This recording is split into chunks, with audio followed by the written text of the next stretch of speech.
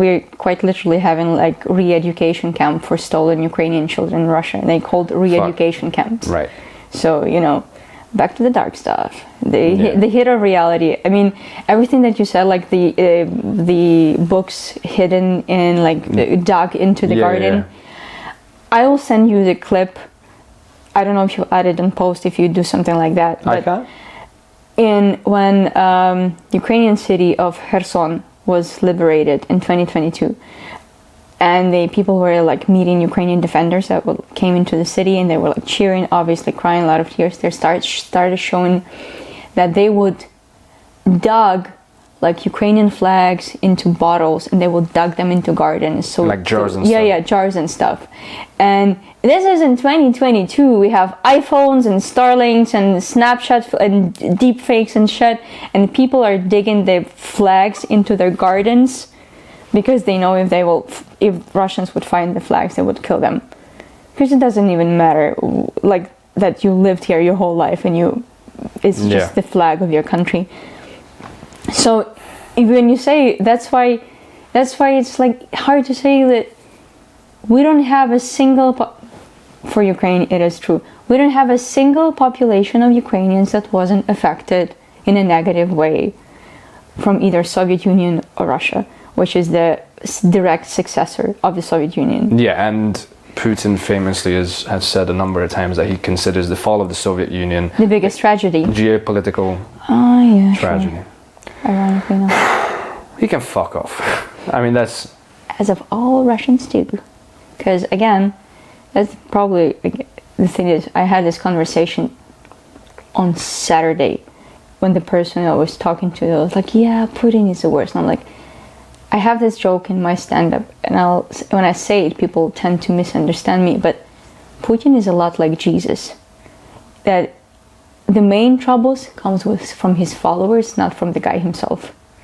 So, because if that wasn't for his followers and, you know, people that actually like him and, you know, follow his policies and ideology, what can one, like... Yeah, well, what can one person do, yeah? What can one person do? When I started writing stand-up in English, I used to write this, like, very big bit that obviously won't work if I'll try to tell it, because it's not funny. It's just dark and painful. But I used to sell it. It's like, when people say that it's not Russians' fault, but it's Putin's fault, I always say, like, oh, it's not a pedophile's fault, it's pedophile's penis' fault, right? Right? It's just like... I can see how that... Yeah, but realistically, have you seen a penis trying to get to a child's, like, playhouse or, like, a child's sandbox alone? Have you seen a penis trying to cross the road without the attachment of a body it carries? So, but I understand it's painful for people to even accept that thought, that so many people have to be cheering for his ideology and his point of view, or at least make turning this a blind possible. eye. Yeah, which is not a case. And I'm sorry. I'm gonna be honest. I don't know Russian culture that well. All right. But I'm guessing you have had a lot more. Oh, unfortunately, we grew up in the context of Russian culture. All of us learned Russian involuntarily because the media was like mostly in Russian. It was just, imagine you're trying to do in some sort of independent media, and you have like BBC over here with all the resources and power and money and, you know, the types of content that is like over here, and it's mass production of any type of content you might ever like or want to need.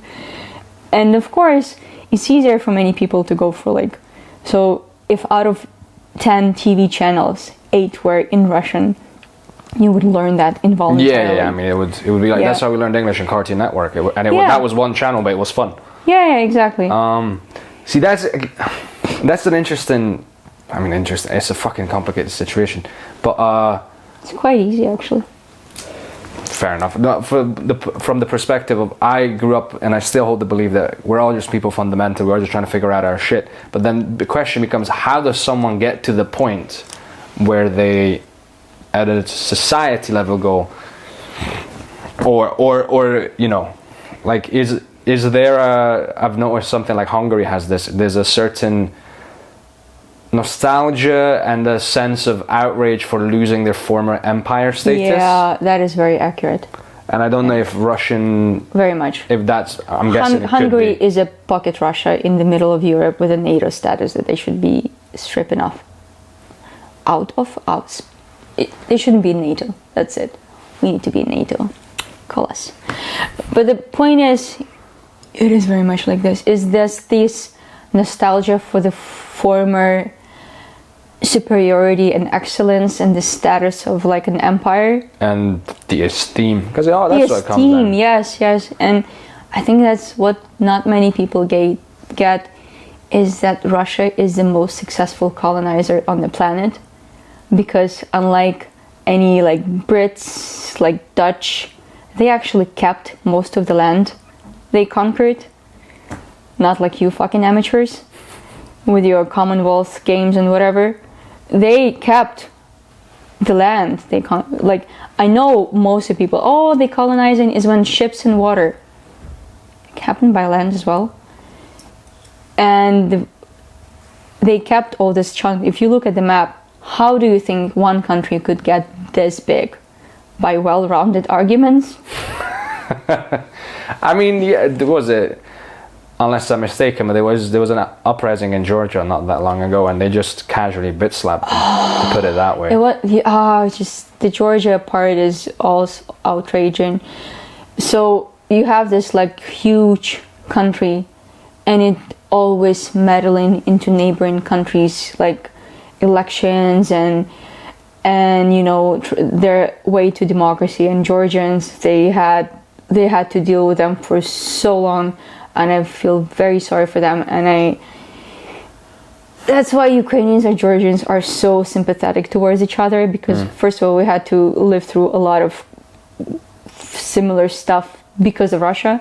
If you remember, in like 1992 or 96, there was like so Russia first like invaded Georgia, caused a full-on ethnic massacre.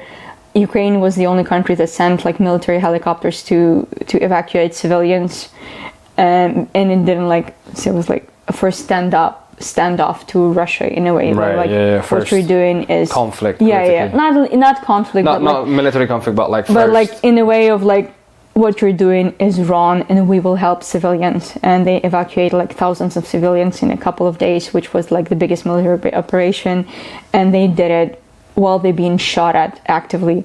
And then in 2008, when Russia invaded Georgia the second time, again, massacres after massacres, like leveling cities. And like, I think it took a couple of days for Tbilisi to like almost fall in, except that the part of the Georgia will be annexed right now. And it's always the same scenario. It's almost boring. So Russia declares there's like some sort of threat to Russian-speaking population in Georgia, in Moldova, for Transnistria, in Ukraine, for Donbass. And they do it, and then they military invade the country, trying to like, we're just protecting the civilians, do as much damage as possible, massacring the civilians like in thousands and tens of thousands. And then they establish this like quasi republics. Yeah, independent. Yeah, and then those republics formally ask to join Russia, and you're like, get a fucking new script. It's exactly the same. If you look at Georgia, if you look at Moldova, if you look at Ukraine, they don't even make up new things.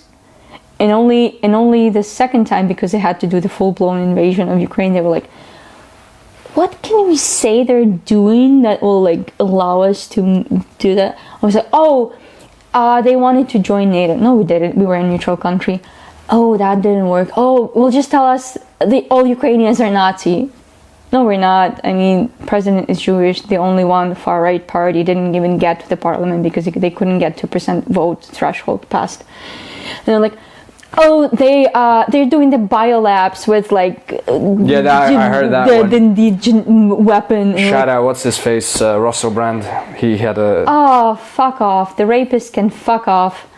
So, I don't know. And every time they would like come up with a new like weirder... He found Jesus now, though, his lane, you know. I wish he would find justice, but again. Booyah! But again, it's the worst part that you have to spend your time rebuttaling lies like that. Right. Because people, for some reason, think it's a good enough justification for get invaded. It's like, And that's the conversation I had on Saturday. The guy was like, "Oh, didn't you have the NATO missiles on your borders?" And I'm like, I wish we had NATO fucking missiles on our territory. Maybe that would like stop the Russians, because they would understand that it would be even harder. There would be some sort of consequences for that. I wish we had NATO troops in our country. We don't, unfortunately. We don't have boots on the ground, and we wish. We're not even allowed to use the weapon we are provided. There's a ban on using the missiles to hit like Russian air bases. And every goddamn day is like, you're telling us that we're not winning the war fast enough, despite you giving us money. You're not giving us money. You're giving us an old, outdated weaponry, and then you're like not allowing us to fight back. And then you're like, oh, those Ukrainians can't even fight properly. Go show us an example. Go fight. Show us an example, and we'll follow you. Be the person you want to be. How do you be the change in the world? Dude. Thank you so much. I think that's. Be the Russian, I don't know, killer. You like the killer of Russians or whatever you want us to be. We're trying. Give us more weapon, and we'll do it faster. That's it.